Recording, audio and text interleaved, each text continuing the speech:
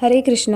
ഇന്ന് അന്താരാഷ്ട്ര കൃഷ്ണാവബോധ സമിതിയുടെ സ്ഥാപക ആചാര്യനായ ശ്രീല പ്രഭുപാദ്ജി അമേരിക്കയിൽ എത്തിച്ചേർന്ന ദിവസത്തിൻ്റെ ഓർമ്മ ദിവസവും അതോടൊപ്പം പാശ്ചാത്യ ലോകത്ത് കൃഷ്ണാവബോധ പ്രസ്ഥാനത്തിൻ്റെ തുടക്കത്തിന് കാരണമായ ദിവസവും കൂടിയാണ്.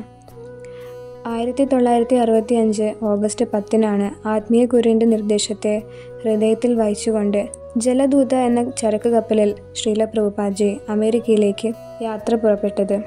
34 ദിവസത്തെ ദുരിതപൂർണമായ യാത്രയ്ക്കൊടുവിൽ 1965 സെപ്റ്റംബർ 14 അമേരിക്കയിൽ എത്തിച്ചേർന്നത്.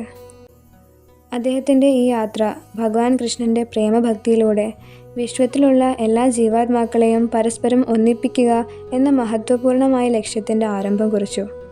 അജ്ഞത, അഭിനിവേശം എന്നിവയിൽ മൂടപ്പെട്ട് ഭൗതികതയിൽ മുഴുകി തങ്ങൾ സന്തുഷ്ടരും സംതൃപ്തരുമാണെന്ന് സ്വയം കരുതിക്കൊണ്ടിരുന്ന ഭഗവാൻ ശ്രീകൃഷ്ണൻ്റെ അതീന്ദ്രിയ അറിവിനെപ്പറ്റി ഒരു അഭിരുചിയും ഇല്ലാതിരുന്നവരായിരുന്നു അവിടെ ഭൂരിഭാഗമുള്ള ആൾക്കാരും.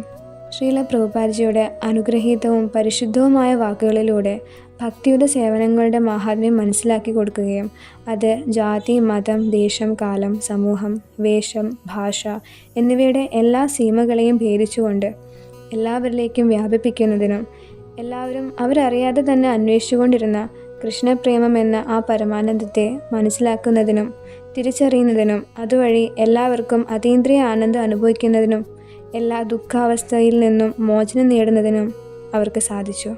ഹരേ കൃഷ്ണ.